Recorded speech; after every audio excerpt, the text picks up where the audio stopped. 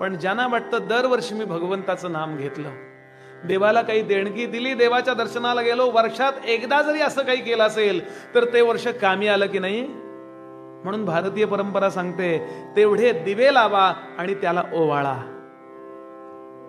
त्याला छान ओवाळा आणि गोडाचा शिरा करा, असं जीवन गोड होऊ द्या, उरलेलं येईल. अशी फिलॉसॉफी त्यामध्ये आहे. मी उदाहरण याकरता सांगत होतो, असा उतरलो होतो त्यांच्याकडे हॅपी बर्थडे, मग ते सगळंच, मी कीर्तनाला निघून गेलो, हॅपी बर्थडे त्यांचा साजरा झाला. आता रात्री 10-10:30 मी घरी पोहोचलो जेवण बिवण करून, जिकडं कुठं कीर्तनाला तिथे जेवण झालं, मुक्कामाला घरी पोहोचलो. हे काय म्हणलं, सगळं ते झिरमिर झिरमिर झिरमिर पडलंय, चकचकीत असतं ना ते चिकटवेलं, फुगे बरेच, थंडी होती त्यामुळे पंखे बंद होते. पण त्यांची ती मुलं आणि अजून 2-4 त्याचे मित्र आलेले, नातेवाईक अजून होते, आणि त्याच खोलीत गॅसचे फुगे खेळत होते. गॅस भरलेले फुगे असतात ना, काय म्हणतात बघा, मोठे मोठे असे, ते खेळत होते.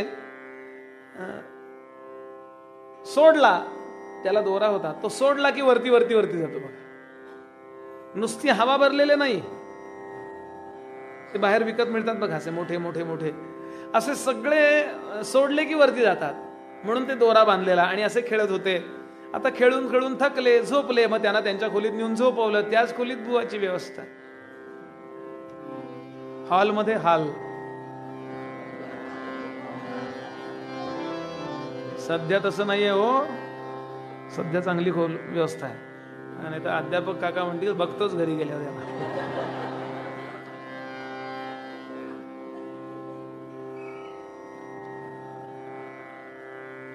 मी पण काय, माझं उरकायचं ते उरकलं, झोपलो.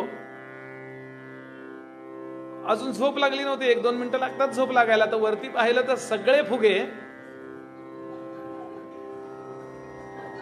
छताला अडकलेले होते. पंखा बंद होता त्यामुळे ते असे वरती वरती वरती जाऊन, आता त्याच्यापेक्षा वरती कुठं जाणार, म्हणून छताला चिकटलेले 10-20 जे फुगे होते ते पाहिले मी, आणि विचार करत करत काय असेल तो झोपलो. सकाळी जागा झालो आणि वरती पाहिलं, येनू इल्ला.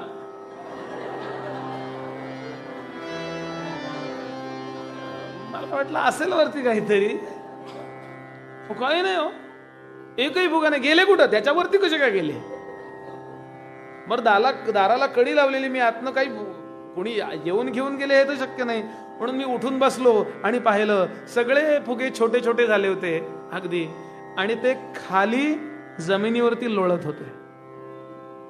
आणि मला भगवंताचा हा श्लोक आठवला, क्षीणे पुण्ये मर्त्यलोकं विशन्ति, क्षीणे गॅसे जमिनीवर लोळती.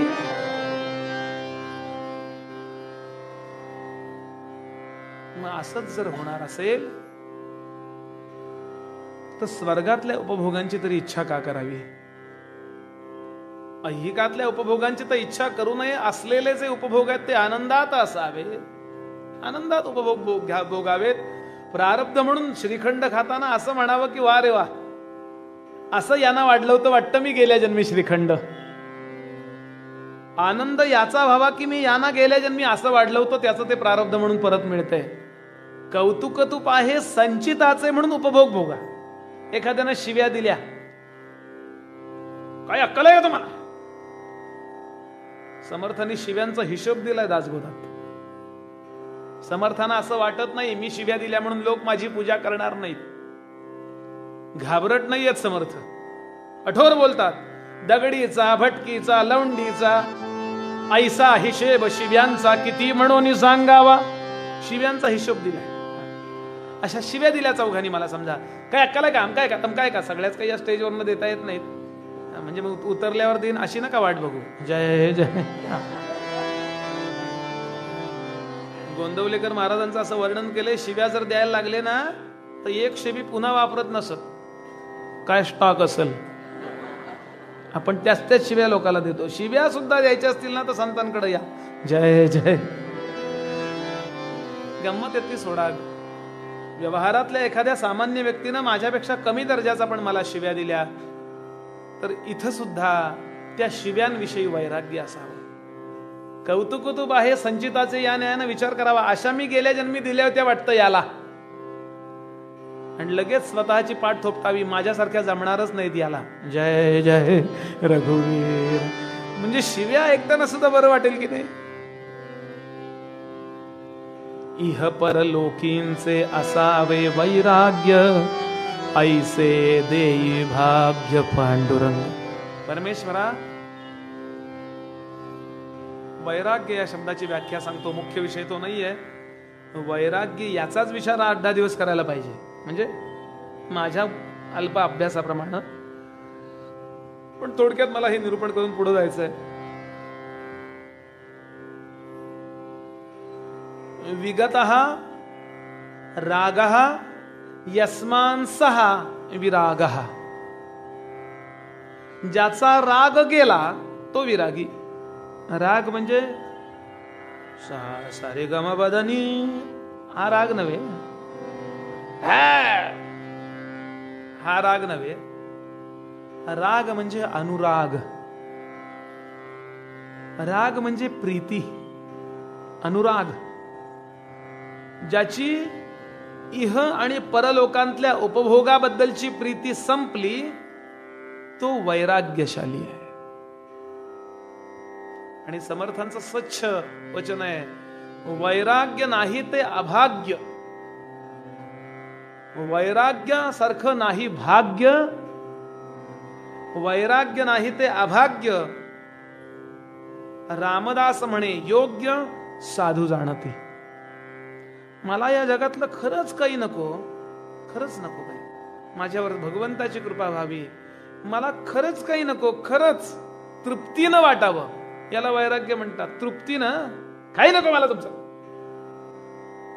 याला नाही वैराग्य म्हणायचं. आणि जगात अत्यंत महाग महाग गोष्टी आहेत ना, अतिशय महाग. त्यातली क्रमांक 1 ची महाग गोष्ट कुठली असेल? प्लॅटिनम, सोनं, ते शक्य आहे. सगळ्यात महाग गोष्ट कुठली आहे? पहिली गोष्ट माणसाचा देह, दुसरी गोष्ट माणुसकी, आणि तिसरी गोष्ट वैराग्य. सगळं नेलं स्मशानात, फक्त गाडी पेटी न्यायची. त्याला पण वैराग्य नसतो. एक 85 वर्षाचे म्हातारे आजोबा, त्यांचे धाकटे मित्र 84 वर्षाचे, असे 2 जण मॉर्निंग वॉकला जायचे रोज. काठी घेऊन असं असं करत करत जायचे रोज बगीच्यामध्ये. तेवढं मॉर्निंग वॉक, इव्हिनिंग टॉक, असे जायचे. काही वर्षानंतर असे जाऊन जाऊन जाऊन एक दिवस मेले. काय केव्हा तरी मरणारच हो माणूस, मेले. आता मेल्यानंतर या 84 वर्षाच्या धाकट्या आजोबांना बोलवलं की त्या मुलानं 14व्याला काय 10व्याला 11व्याला ते सगळं काय काय काय काय काय काय म्हणायचं ते झालं. सगळं वैदिक बोलवलेले, सगळं छान झालं. पण ते पिंडाला कावळा शिवना हो, पिंडाला त्या कावळा शिवना. मुलगा गेला, काही आजोबा, काका, मामा काय जे असतील ते. मुलगा गेला, बाबा काळजी करू नका, तुमचं घर मी नीट सांभाळीन, तुमच्या मुलीला म्हणजे माझ्या बहिणीला व्यवस्थित माहेरपणाला आणीन. कावळा शिवना. दुसरे एक जण गेले, बायको नव्हती, ती जाऊन खूप वर्ष भाग्यवान होती, ती खूप वर्ष झाली ती.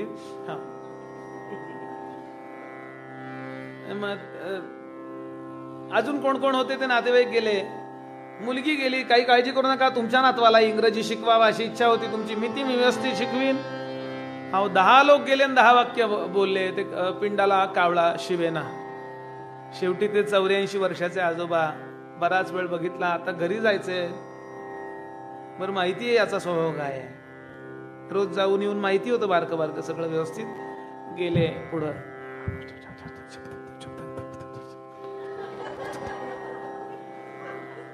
माग व्हायच्यात कावळा जो झडप मारली त्या कावळ्यानं पटकन पिंड उचलून गेला की निघून. सगळ्यांनी त्या आजोबांना नमस्कार केला. काय मंत्र म्हटलात? काय म्हटलं? 14व्याला जेवायला आले, मग ते लाडू खायला.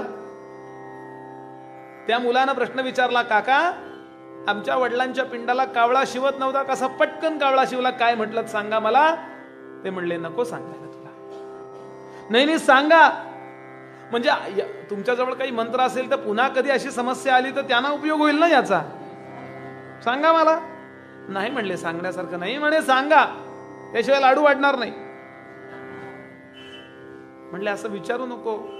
नाही म्हणले सांगा.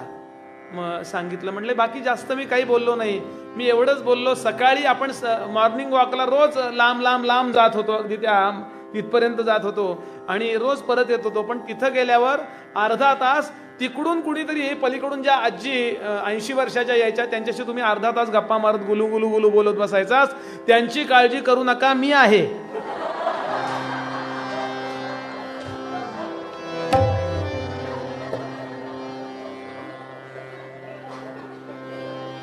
इह परलोकींचे असावे वैराग्य, ऐसे देई भाग्य पांडुरंगा. मी गमतीनं हा विनोद सांगितला असं समजू नका. कुठं कुठं माणूस अडकतो, आपला काहीही संबंध नाही अशा विविध ठिकाणचं चिंतन आतमध्ये कचरा भरून घेतो. म्हणून वैराग्य याचा अर्थ डोक्यातला कचरा फेकून द्या. ज्यांच्याबद्दल आपल्या जबाबदाऱ्या आहेत ना त्या व्यवस्थित पार पडल्याच पाहिजेत. उपकार नाहीत, करायलाच पाहिजे ते, त्याशिवाय चित्ताची शुद्धी नाही. पण माझ्या मोहामुळं, माझ्या चित्तातल्या लोभामुळं त्या सगळ्यांची जबाबदारी जणू काही माझी आहे असं मी गृहीत धरतो आणि माझा मोक्ष अडून राहतो. म्हणून देवा त्याबद्दल वैराग्य दे. कर्तव्य म्हणून करायचं तेवढं मला बुद्धी दे, पण ही गोष्ट मला देस दे काय की इह आणि परलोकींचे असावे वैराग्य, ऐसे देई भाग्य पांडुरंगा. पुढचं चरण, जेणे तुझे चरणी लागे माझी प्रीती, ऐसी देई मती पांडुरंगा. नुसतं वैराग्य नव्हे, नुसते वैराग्य हेकाड पिसे, समर्थ म्हणाले. नुसतं वैराग्य आहे ना ते हेकाड वैराग्य. वैराग्याला विवेकाची जर दिशा नसेल तर माणसं आत्महत्या करतात. अंधार फार थोडा असतो, प्रकाश खूप मोठा असतो. म्हणून अंधार नको पण प्रकाश पाहिजे, आसक्ती नको पण भगवंत पाहिजे. विश्वाविषयी, एकूण जीवनातल्या सुखाच्या लोभाविषयी, मोहाविषयी वैराग्य दे, पण भगवंता तुझ्या चरणाबद्दल, जेणे तुझे चरणी लागे माझी प्रीती, ऐसी देई मती पांडुरंगा. आणि महत्वाची गोष्ट इथं नमूद करतो आणि पूर्वरंग थांबवतो. भगवंताबद्दल आकर्षण वाटायला खूप जन्माची पुण्याई लागते. कळो अथवा न कळो, पटो अथवा न पटो, वाक्य आत रेकॉर्ड करून ठेवा. अनंत जन्माचं भाग्य असेल तरच भगवंत आवडतो. एक राबिया नावाची मुसलमान गुलाम होऊन गेली. राबिया नाव तिचं. आपलं काम आपलं करायची मोलकरणीसारखी. गुलाम, पूर्वी गुलामाची पद्धत होती. एक दिवस तिचा मालक आला आणि ही आपल्या झोपडीमध्ये काही भजन म्हणत होती. तो मालक आला आणि त्यानं पाहिलं की ती काहीतरी भजन म्हणते. ती काय म्हणत होती? देवा मला स्वर्ग नको दिवस, मला जगामध्ये मान मरातब नको दिवस, मला इथून गुलामीतून सुटका पण नको दिवस, मला फक्त तू दे, मला तू पाहिजेस. आणि भगवंत सुद्धा असा आहे बघा, तुम्ही त्याची खरी भक्ती करायला लागला ना की तो निरनिराळी तुम्हाला मोहाची ठिकाणं देतो. अगदी भगवंताच्या जवळ आलात ना की पहिली गोष्ट तो काय देतो तर तुमच्या सुखाची, इंद्रिय सुखांची व्यवस्था करतो. कोंदवलेकर महाराजांचं प्रसिद्ध वाक्य आहे, भगवंत सगळ्यांनाच सगळं देतो पण ज्याची परीक्षा बघायची त्यांना जरा जास्त देतो. याच्याकरता आमचे मुरलीधर बुवा निजामपूरकर म्हणून हरिभक्ती पारायण होऊन गेले. खूप चांगली चांगली कीर्तनकार मंडळी होऊन गेली. ते नेहमी एक दृष्टांत सांगायचे, तेवढा सांगतो आणि थांबतो. आई सोवळ्यात स्वयंपाक करतीये. पूर्वीचा दृष्टांत आहे जरा. सोवळं नावाची गोष्ट शिल्लक होती तेव्हाचा दृष्टांत आहे. असा सोवळा त्यावेळेला का पाळत होते? तुम्ही तेव्हा नव्हतात म्हणून. कालविपर्यायाचा दोष आहे. त्यावेळेला असं का झालं हे बोलणं चूक आहे. आपण आज ते बदलू शकत नाही. स्वयंपाक करतीये, बाळ झोपलं होतं, काय महिना 2-3 महिन्याचं काय बाळ असेल, अगदी रांगायला लागतंय अजून. 4 काय किती महिन्याचं रांगतं बघा ते तुमचं तुम्ही. असं ते बाळ एकदम रडायला लागलं. अजून सोहळ्यात स्वयंपाक, घरामध्ये दसऱ्यासारखा दिवस, नैवेद्य, शिवता येत नाही, चालतं हो असं नव्हती ती. ते बाळ तिकडं एकदम जागं झालं, रडायला लागलं. रडायला नाही लागलं, रांगत रांगत रांगत आई स्वयंपाक करत होती तिथं आलं. आईला माहिती होतं असं होणार आहे म्हणून आईनं बरीच खेळणी घेऊन ठेवली होती. एक गाडी होती, बैलगाडी, जुन्या त्या बैलगाडी असायच्या ना लाकडाच्या, अशी बरीच खेळणी होती. छोटा भोवरा होता ज्याला आरी नव्हती, अशीच बरीच खेळणी होती. ते बाळ जवळ आल्यानंतर हिनं पटकन ती गाडी टाकली. आता ती त्यानं गाडी घेतली, असं असं असं असं गाडी गाडी गाडी गाडी बराच वेळ खेळत बसलं. एक 10 मिनिटं खेळलं. आता गाडीचं त्याला उभं आला, वैराग्य आलं. गाडी दिली टाकून पुन्हा आई मला घे अशा अर्थानं रडायला लागलं. आईनं तो भोवरा टाकला. अजून काय बऱ्याच ज्या वस्तू 10-15 वस्तू होत्या त्या सगळ्या टाकल्या. एवढ्यात अर्धा पाऊण तास झाला आणि आईचा स्वयंपाक होत आला. आता याला यातलं काही नको, काही नको. आता आई मला घे. खरी भूक लागली हो. खरी आईची भूक लागल्यावर यातलं काही चालतं का सांगा बरं? तसं भगवंताची खरी भूक लागली ना की यातलं काही नको वाटतं. आणि सगळं टाकून दिलं आणि खरा रडायला लागला. शेजारीन धावत आली, काय रडारड चालली मगासपासून म्हणून धावत आली. आई स्वयंपाक करतीये सोवळ्यात आणि पोरग कपडे अंगात घातलेले रडतंय. घ्या ना ताई त्याला आता म्हणून तिने शेवटी शेजारणीनं रिक्वेस्ट केली, घ्या त्या बाळाला. नाही म्हणे आज घरात नैवेद्य आहे ना, सोवळ्यात स्वयंपाक चाललाय, बाळ ओवळ्यात आहे ना म्हणून घेऊ शकत नाही मी. मग काय करू? सगळे कपडे त्याचे काढा आणि माझ्याकडे द्या.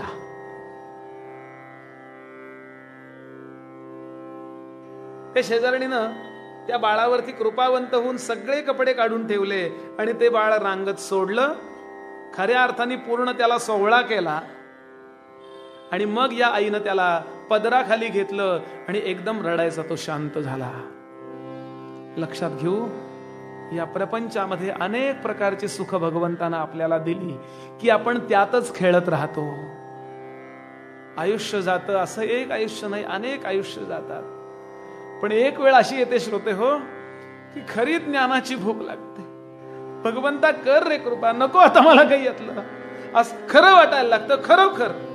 त्यावेळेला संत रूपी शेजारचे लोक येतात, अज्ञानाचे आपले सगळे कपडे बाजूला ठेवतात आणि त्या गुरु माऊलीच्या किंवा त्या भगवंत माऊलीच्या जवळ आपल्याला देतात. आणि ज्या क्षणाला भगवंताच्या मांडीवर अंकावर आपण जाऊन बसतो त्या क्षणाला आपलं रडणं बंद होतं. इह परलोकींचे असावे वैराग्य आणि जेणे तुझे चरणी लागे माझी प्रीती, या दोन्हीचा समन्वय असा लावून घ्या. केव्हा तरी असं वाटू द्या, केव्हा तरी अशी गोष्ट, शांत बसा.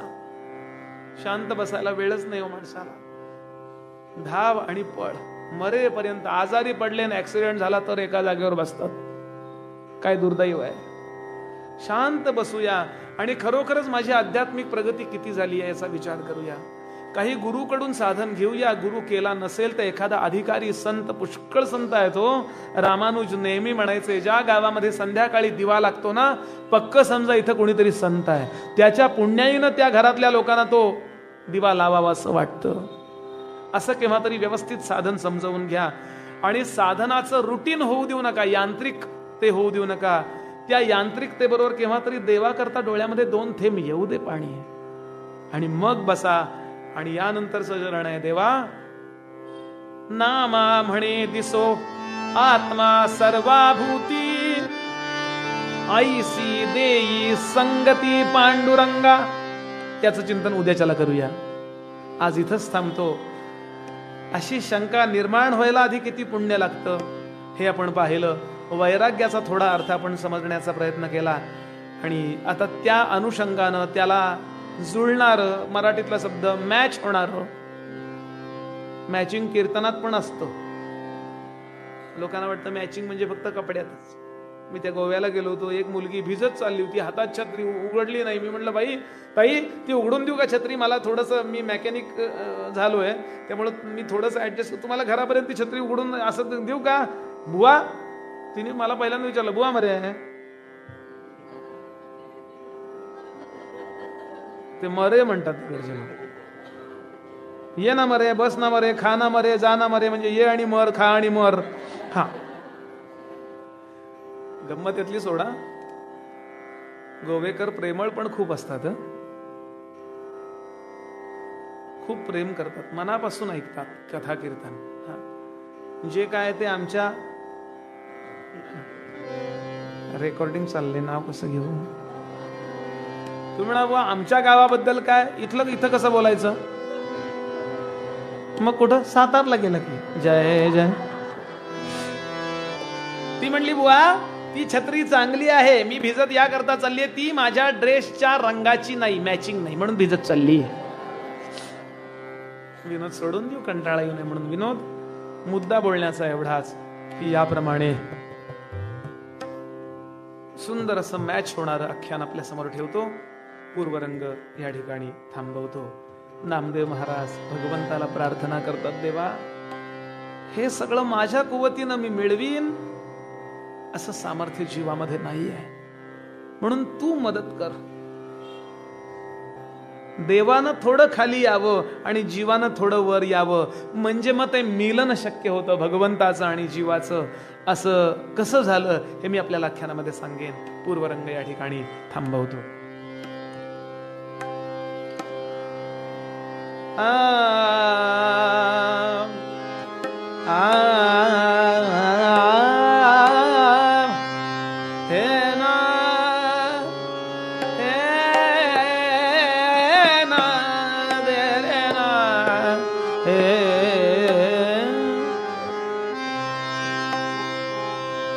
मद मद मदसा मनुष्य जन्माचे करावे सार्थक, मनुष्य जन्माचे करावे सार्थक, मनुष्य जन्माचे करावे सार्थक, मनुष्य जन्माचे करावे सार्थक.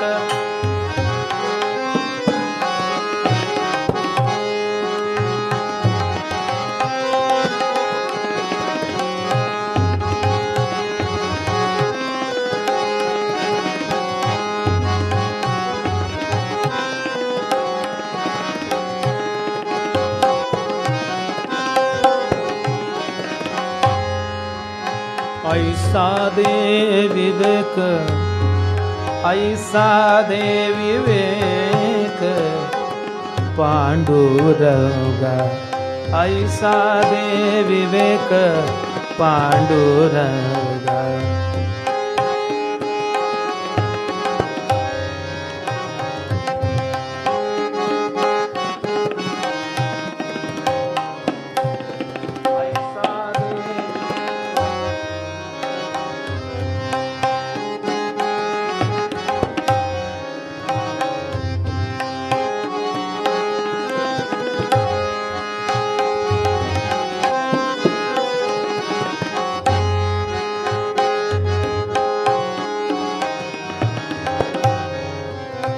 ऐसा दे विवेक पांडुरंगा, ऐसा दे विवेक, ऐसा दे विवेक, ऐसा दे विवेक पांडुरंगा.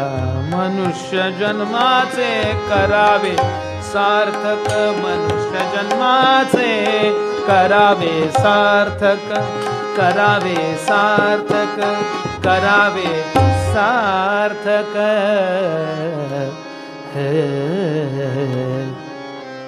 दाटून कंठ येतो एते लारे दीम तननन तो, एते लारे दीम तननन तो, एते लारे दीम धिन धिंदा तक तू ना तक तिन धग तक धीना एते लारे दीम दीम तन नन तोम एते लारे दीम तन नन तोम एते लारे दीम तन नन तोम तनन नादिर दिर तोम तनन नन तुंद्रे तदारे दानी तदानी एते लारे दीम तन नन तोम एते लारे दीम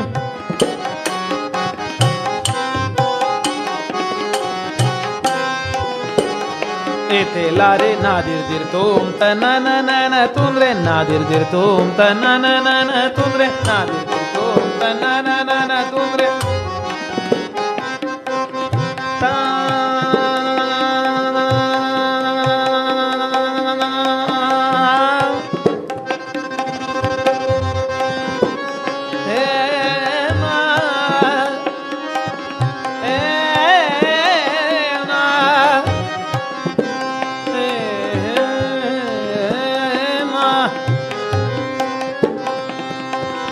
नादिर दिर तोम तनननन तुंद्रे नादिर दिर तोम तनननन तुम हेतले दीम तनननन तुंद्रे हेतले दीम तनननन तुंद्रे हेतले दीम तनननन तुंद्रे तदारे दानी तदानी एते लारे दीम तननन तो एते लारे दीम राष्ट्रगुरु समर्थ रामदास स्वामीजींचं अप्रतिम असं चरित्र आपण 2 दिवसामध्ये त्यातला एखादा प्रसंग पाहणार आहोत. सगळ्या संतांचं कार्य देशाच्या उद्धाराचंच आहे. जगाच्या कल्याणा संतांच्या विभूती देह कष्टविती परोपकारे. तुका म्हणे सुख पराविया सुखे अमृत हे मुखे स्रवत असे. पण तरी सुद्धा प्रत्येक संताचं म्हणून एक खास वैशिष्ट्य आहे. सगळ्या संतांच्या वैशिष्ट्याबद्दल आता बोलणं संयुक्तिक होणार नाही, पण समर्थांचं वैशिष्ट्य सांगतो. प्रवृत्ती आणि निवृत्ती या दोन्हीचा अप्रतिम समन्वय घालून समर्थांनी या ठिकाणी दाखवला.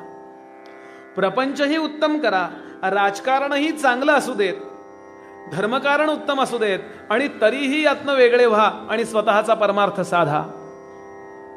संसार मुळीच नासका विवेके करावा नेटका, नेटका करिता फिका होत जातो. प्रपंच करावा नेटका मग घ्यावे परमार्थ विवेका, येथे आळस करू नका विवेकी हो. असं आग्रहानं प्रतिपादित करणारा सत्पुरुष जर कोण असेल तर समर्थ रामदास. एक वेळ अशी होती की या भारतामध्ये परकीय अशा 5 महासत्ता भारताला गिळंकृत करायला बसलेल्या होत्या. श्रीमंती तर नेलीच होती, पदार्थ मात्र तितुका गेला, नुसता देशची उरला. समर्थ म्हणाले चिंतेने ऊर फाटतो. काय अवस्था होती भारताची. समर्थांनी त्यावेळेचं ज्याला आखो देखा हाल म्हणतात तो करून ठेवलाय मराठीमध्ये. मराठीत श्लोकबद्ध त्यावेळेचं वर्णन समर्थ करून ठेवतात. किती गुजरिणी ब्राह्मणी भ्रष्टविल्या, किती शामुखा जाहजी फाकविल्या, किती एक देशांतरी त्या विकिल्या, किती सुंदरा हाल भोगोनी मेल्या. संपत्ती दिसली की लुटायची, गाई गुरांना ठार मारायचं, म्हाताऱ्या कोताऱ्यांना ठार मारून टाकायचं. मुलं दिसली तर त्यांच्या छातीमध्ये खिळे ठोकायचे लहान मुलांच्या आणि त्यांना खांबाना ठोकायचं. आणि सुंदर सुंदर स्त्रिया दिसल्या, विधवा असोत, सौभाग्यवती असोत किंवा कुमारिका असोत, त्यांना पळवायचं आणि गुलामीला लावायचं, विकायचं संपूर्ण देशामध्ये जगामध्ये. अशी दुरावस्था देशाची निर्माण झाली होती. आणि भारतातला पराक्रम परकीयांच्या सेवेत गुंतला होता. प्रबल यवन झाले होते वंद्य या महाराष्ट्रात, झाले होते वंद्य या महाराष्ट्रात.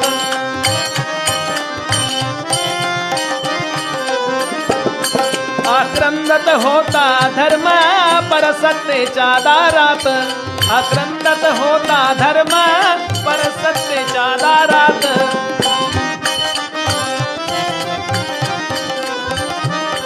शौर्य धैर्य रुतले होते परसेवेच्या पंकात शौर्य धैर्य रुतले होते परसेवेच्या पंकात.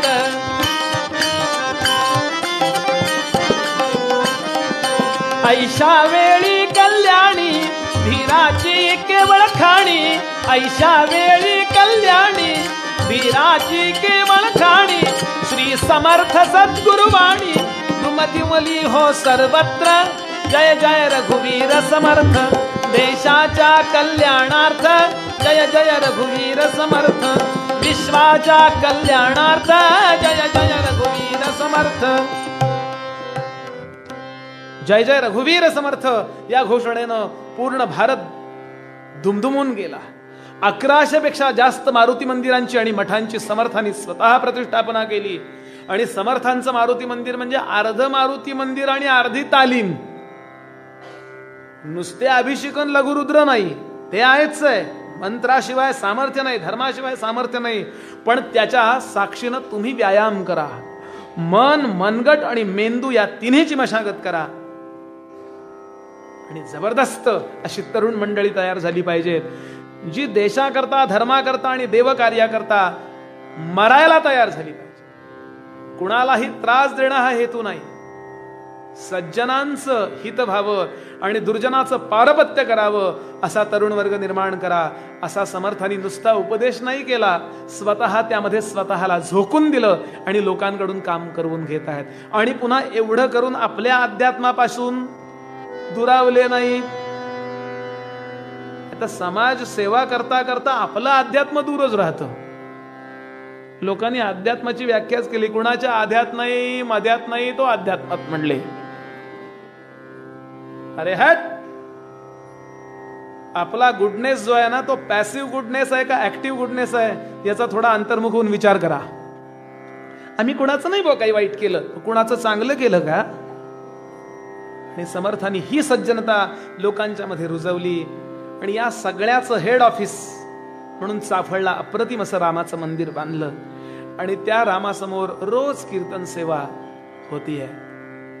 एखाद दिवस वेणाबाईला सांगावं, वेणे आज तुझ्याकडून रामाला कथा ऐकायची आहे. समर्थांनी स्त्रियांना संप्रदायामध्ये विशेष अधिकार दिलाय, लक्षात घ्या. सहानुभूती नाही समर्थांच्या संप्रदायात स्त्रियांबद्दल. मग काय आहे?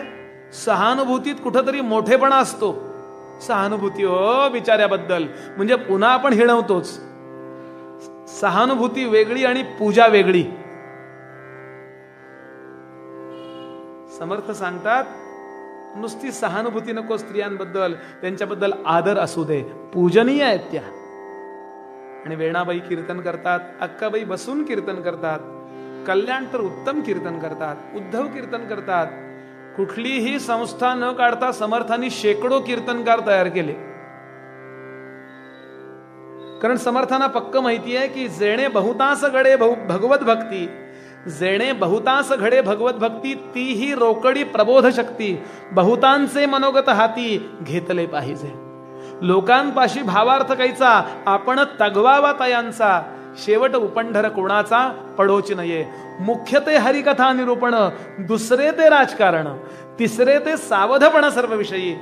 असं सांप्रदायिकांना म्हणजे सगळ्या जगालाच सांगतात समर्थ. आणि स्वतः समर्थ उत्तम कीर्तन करतात. एखाद दिवस समर्थांनी सांगावं, कल्याणा घे टाळ हातामध्ये, आज रामाची कीर्तन सेवा तू कर. एखाद दिवस उद्धवाला म्हणायचं, काय बुवा उद्धव बुवा आज कीर्तन करणार का? आणि ही सगळी मंडळी रामाची सुंदर सेवा करतात. सगळं आहे त्यामध्ये. कर्माची उपेक्षा नाही, उपासनेची उपेक्षा नाही, भक्ती मार्गाची उपेक्षा नाही आणि ज्ञानमार्गाची उपेक्षा तर नाहीच नाही. सर्व काही समर्थांच्या संप्रदायात आहे. आधी ते करावे कर्म, कर्ममार्गे उपासना, उपासका सापडे ज्ञान, ज्ञाने मोक्षची पावणे. कोणत्याही एका गोष्टीचा आपण जेव्हा उपहास करतो किंवा त्याची उपेक्षा करतो तेव्हा आपल्याला आपलंच कळलेलं नसतं. हे संतांचं वाक्य लक्षात ठेवा. आज समर्थ कीर्तनाला उभे आहेत. सुंदर कीर्तन चाललंय आणि कीर्तनामध्ये समर्थांनी अभंग घेतलाय.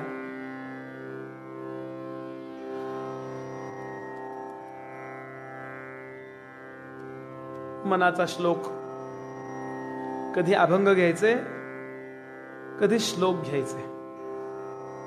नभे व्यापिले सर्व सृष्टीस आहे, नभे व्यापिले सर्व सृष्टीस आहे.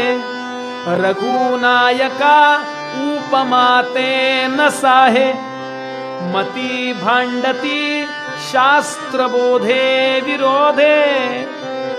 गती खुंडती ज्ञानबोधे प्रबोधे. सद्गुरुनाथ महाराज की. भगवान श्री रामचंद्रांचं वर्णन करता करता नभालाही व्यापलेलं जे ब्रह्मतत्व ते प्रतिपादित करता. आणि बोलता बोलता समर्थ एका विषयावरती आले. म्हणून या जगामध्ये सगुण साक्षात्कार जेव्हा एखाद्याला होतो, एखाद्या महाराजांचा किंवा एखाद्या देवतेचा, तेव्हा ते ब्रह्मतत्व ईश्वर होतं मायेचा आधार घेऊन. आणि तो ईश्वरच ज्या भावनेनं भगवंताला आळवलं त्या रूपामध्ये तो दर्शन देतो. म्हणून सगुण साक्षात्काराचा अनुभव वेगळा वेगळा जरी असला, वेगळा वेगळा आला असं जरी वाटलं, तरी मुळामध्ये वस्तू एकच आहे. साखरेची बाहुली घ्या, हत्ती घ्या, लिमलेटच्या गोळ्या असतात वेगवेगळे आकार, पण त्यामध्ये मूळ मुद्दा साखरच आहे हो. म्हणून अनुभव एकच आहे सगळ्या. देश, प्रांत, भाषा, माणसाची वागणूक जरी बदलली, म्हणजे बाहेरची वागणूक जरी बदलली असं वाटलं, तरी परमार्थातला अनुभव एकच असतो असं प्रतिपादित केलं. आणि त्या दिवशी कीर्तनाचा वेळ संपला, कीर्तन आटोपलं. कीर्तन आटोपल्यानंतर नमस्कार करावा अशी पद्धत आहे, म्हणून नमस्कार करून सगळी मंडळी निघाली. पण दोघं जण समर्थांच्या खनपटीलाच बसले प्रेमानं. एकाचं नाव उद्धव आणि एकाचं नाव कल्याण. ते काही जेवायला आले नव्हते समर्थांच्या संप्रदायात. जय जय रघुवीर म्हणले, कुठंच जमना म्हणून इकडं आलो. मागता येत नसेल भीक तर निदान कीर्तन प्रवचन तरी शिक. असं नाही, आपण वाटेल ते करू शकतो. या दुर्दम्य इच्छाशक्तीनं कमालीचा पराक्रम गाजवू शकणारी ही तरुण मुलं समर्थांच्या संप्रदायात आहेत. आणि समर्थांना वंदन करून कल्याणानं विचारलं, महाराज सगुण साक्षात्काराचा अनुभव एकच असतो असं आपण म्हणालात, पण म्हणजे काय? समर्थांना बरं वाटलं. वा रे वा, कीर्तनाचं सार्थक झालं. असं काही ज्याच्या मनात येतं त्यानेच कीर्तनाचं सार्थक होतं. कीर्तनाला होणारी गर्दी म्हणजे सार्थक. काय कीर्तन झाली हो, काय विचारू नका. इतकी गर्दी की स्वामींच्या मठातनं बाहेर पडायला आम्हाला अर्धा तास लागला. कीर्तनाचा काय ठरवला क्रायटेरिया आपण? गर्दी. याच्यापेक्षा जास्त गर्दी दादरच्या पुलावरती आहे. काय कीर्तन केलं बुवानी हो, काही कळलं नाही. वा. एक जण म्हणले, बुवा अप्रतिम कीर्तन, कधी तांदूळ निवडून झाले कळलं नाही. इतक्या वळून झाल्या वाती, अप्रतिम कीर्तन. वा रे वा. कुठलं कीर्तन जास्त चांगलं? ज्याच्यामध्ये 1000 वाती वळल्या गेल्या. नाही हो, कीर्तन कुठलं चांगलं? कीर्तनातला मुद्दा चित्तामध्ये ठसतो आणि त्याप्रमाणे वागणूक जेव्हा होते तेव्हा त्या कीर्तनाचं साफल्य झालं असं समजावं. समर्थाला आनंद झाला. वा रे. काय म्हणणं आहे तुमचं? तुम्ही जे म्हटलात कीर्तनामध्ये महाराज, त्याचा आम्हाला अनुभव द्या अशी विनंती करायला आम्ही इथं बसलोय. हरकत नाही म्हणले, उद्या सकाळी प्रस्थान ठेवूया. आणि दुसऱ्या दिवशी सकाळी या 2 शिष्यांना घेतलं आणि निघाले. कुठं?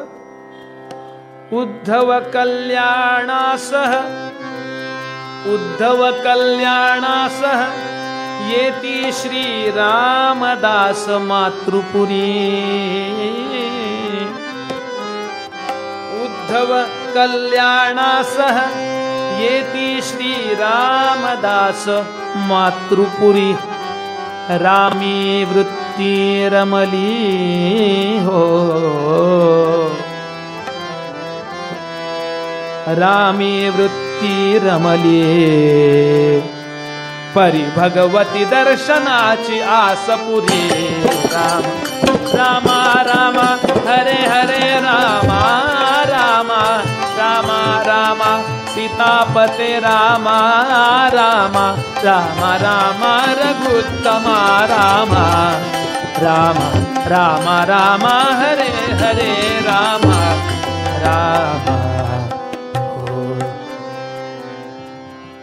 मातृपुरी म्हणजे माहूर गडावरती आले. कोण कोण आले? समर्थ रामदास स्वामी, त्यांचे 2 शिष्य कल्याण स्वामी आणि उद्धव स्वामी, असे 3 जण माहूर गडावरती आले. माहूर गड, आपण गडावर गेला असाल माहूर गडावरती, आधी जे मंदिर आहे ना ते रेणुका मातेचं मंदिर आहे आणि वरती पठारावरती भगवान दत्तात्रेयांचं मंदिर आहे. समर्थ येऊन पोहोचले आणि सर्वप्रथम जगदंबेला नमस्कार केला. तिच्या कृपेशिवाय साधना सुरूच होत नाही. म्हणून प्रत्येकाने लक्षात ठेवा, आपल्या कुलदेवतेचं स्मरण करत चला, कुलदेवतेला जात चला. तिची काय सेवा असेल दरवर्षी, कुळधर्म कुळाचार म्हणून ती दरवर्षी उत्तम करत चला. काही कमी पडू देत नाही. कुलदेवता म्हणजे फॅमिली डॉक्टर, फॅमिली गॉड. आपल्या फॅमिलीतलं सगळं माहिती असतं की नाही, सगळी हिस्ट्री माहिती असते, कोण किती शहाणे होते. दुसरा अर्थ असा, आपल्या पूर्वजांनी ती देवता ऋणी करून ठेवलेली असते, आपली पूर्ण काळजी घेते. मी सांगू का आपल्याला चांगला सद्गुरू मिळायकरता सुद्धा कुलदेवतेची कृपा लागते. बरं, सज्जनगडावर भगवान श्रीधर स्वामी असायचे. खूप समस्या घेऊन माणसं यायची गांजलेली प्रपंचामध्ये. स्वामी सांगायचे, काही करू नकोस, कुलदेवतेला जा आणि मग मला प्रश्न विचार. कुठला प्रश्न घेऊन आलास मला माहिती आहे. मग कुलदेवतेला जायचं आणि पुढच्या महिन्यात पेढेच घेऊन यायचं, काम झालं म्हणून. जादू व्हावी अशी कुलदेवता कृपा करते. 2-3 गोष्टी लक्षात ठेवा. घरातल्या वाडवडिलांचा सन्मान ठेवा. ते कसे आहेत याचा विचार नका करू, आपली जी कर्तव्य ती उत्तम बजावा. दुसरा मुद्दा, श्राद्ध पक्ष वेळच्या वेळेला नीट करा. आणि तिसरा महत्वाचा मुद्दा, कुळधर्म कुळाचार चुकवू नका. आणि मग बघा आपलं कुटुंब कसं होतं. पिढ्यानपिढ्या काही कमी पडत नाही आणि योग्य वेळेला मोक्षाची ही व्यवस्था होते. आणि भगवतीला प्रार्थना करतायत, माझी रेणुका माऊली, माझी रेणुका माऊली, कल्पवृक्षाची सावली, माझी रेणुका माऊली, कल्पवृक्षाची सावली.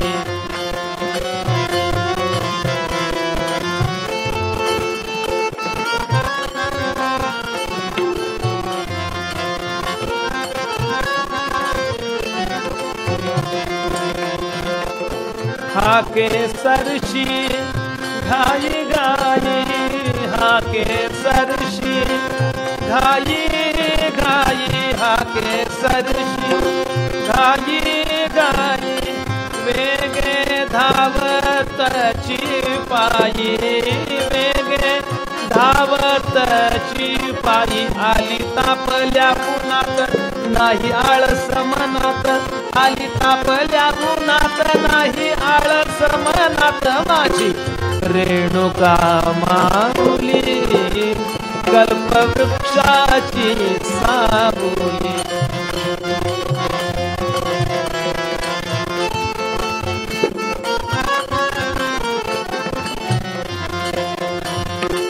खाली पैसे घे आराम, खाली पैसे घे आराम, मुखावरती आला घाम, मुखावरती आला घाम, विष्णुदास आदरान वारा घाली पदरान, विष्णुदास आदरान वारा घाली पदरान, माझी रेणुका माऊली, कल्पवृक्षाची सावली, माझी रेणुका माऊली, कल्पवृक्षाची सावली, माझी रेणुका माऊली, माझी रेणुका माऊली, माझी रेणुका माऊली, माझी रेणुका माऊली, माझी रेणुका माऊली कल्पवृक्षाची माझी रेणुका माऊली कल्पवृक्षाची कल्पवृक्षाची कल्पवृक्षाची सावली.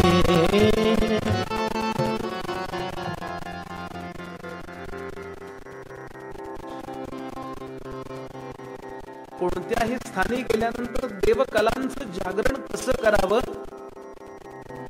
तिथल्या देवतेला प्रसन्न कसं करून घ्यावं याची एक प्रक्रिया आहे. आपण सॅल्यूट ठोकल्यासारखे आपण देवाला जर नमस्कार केला तर देव प्रगट होत नाही. प्रगट होणं लांब राहू दे, आपल्याकडे बघत पण आले पटकन तिथे घेतला अंगाराला रुपये टाकला. काय करतोस तू? दर्शनाची प्रक्रिया समजून घेतली आहे? कसं दर्शन घ्यायचं? आपण दर्शन घेतो म्हणजे काय त्या देवाला नेचवलंय बघून परत जातो. आपण दर्शन घेतच नाही.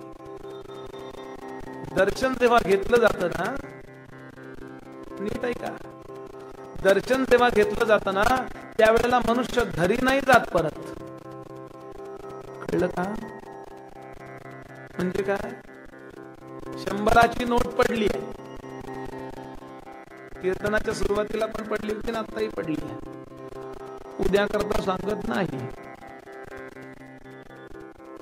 त्या 100च्या नोटेकडे आपणही बघतो, लहान मुलगाही बघतो. बघतो की नाही? म्हणजे नोटेचं दर्शन दोघांनाही होतं. लहान मुलासमोर, 1 वर्षभराच्या 1.5 वर्षाच्या मुलासमोर तुम्ही 100ची नोट धरा आणि चॉकलेट धरा, काय घेईल तो? मंत्र्याच्या मुलाबद्दल म्हणत नाही मी.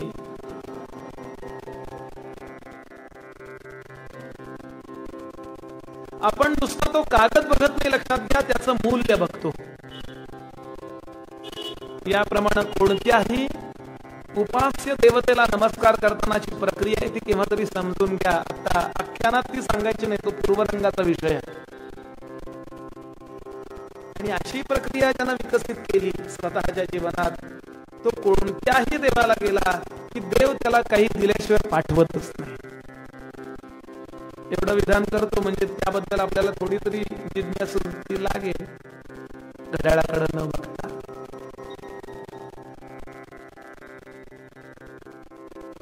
म्हणून देवाला विनंती केली आणि ती स्थान देवता प्रगट झाली. या दोघांना दिसत नाहीये का? या फक्त समर्थांना दिसतीये. समर्थांनी चरणावर मस्तक ठेवलं, समर्थांच्या मस्तकावरून जगदंबेनं हात फिरवला, आपलं लेकरू भेटायला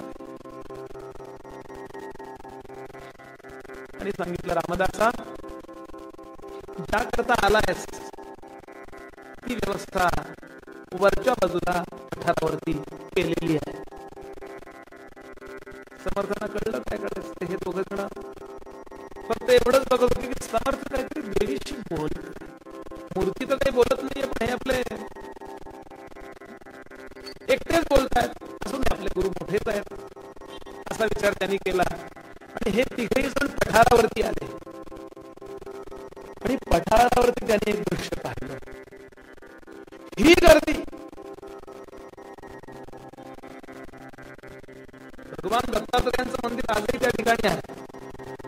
ही गर्दी त्या दत्त मंदिरामध्ये इतकी गर्दी होती आणि त्या गर्दीमध्ये काहीतरी गोंधळ झाला होता. काय झालं होतं, काय चाललं होतं हे ऐकण्याकरता उद्या संध्याकाळी 5:30 वाजता एकत्र जमायचं. अगला एपिसोड कल शाम 5:30 बजे. काय हे, याला सिरियल म्हणतात. जय जय. दिवस झाले, 8 वर्ष झाली, 4 दिवस असं ते बघताय की नाही. बघणारे लोक मेले, सासू टणटणी देखील. आम्हाला 2 दिवसाची इजाजत द्या की. काय झालं, काय नेमका प्रसंग घडला वर्तला हे उद्या आपण बघूया. आपल्याला आख्यान माहिती असलं तरी या, माहिती नसलं तरी या. पुन्हा पुन्हा तीच गोष्ट करणं याला अभ्यास असं म्हणतात. प्रपंच पुन्हा पुन्हा ते करताना कंटाळा येतो का? दुपारी भात, संध्याकाळी भात, अन्ना.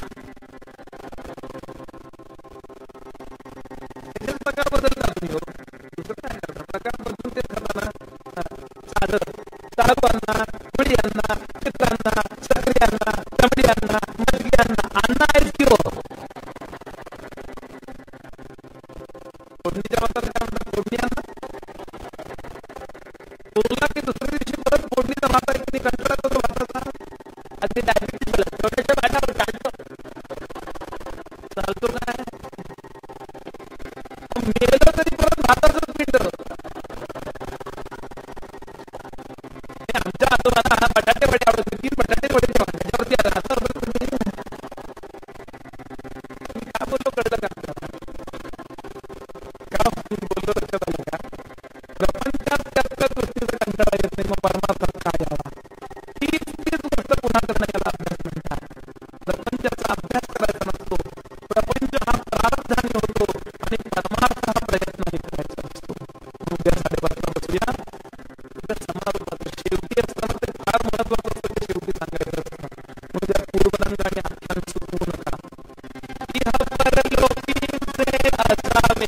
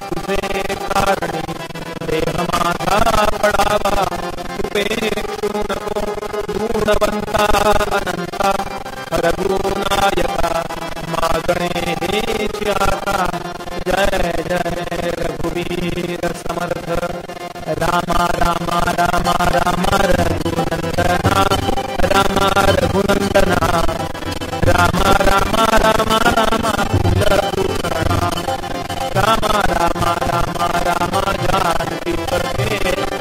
जानकी पते राम राम राम राम विमल मते राम राम राम राम वीरवत्सला राम भक्तवत्सला रामदास स्मरणे गम्य लीला राम राम राम राम राम हो जय राम हो कारी कारी कारी कारी आमा हो राम तोड़ी तोड़ी तोड़ी तोड़ी भव पाश राम भव पाश अनन्य शरणानि रामदास राम राम राम जप सीताभिराम जप सीताभिराम राम राम राम जप सीताभिराम राजा राम राम राम जप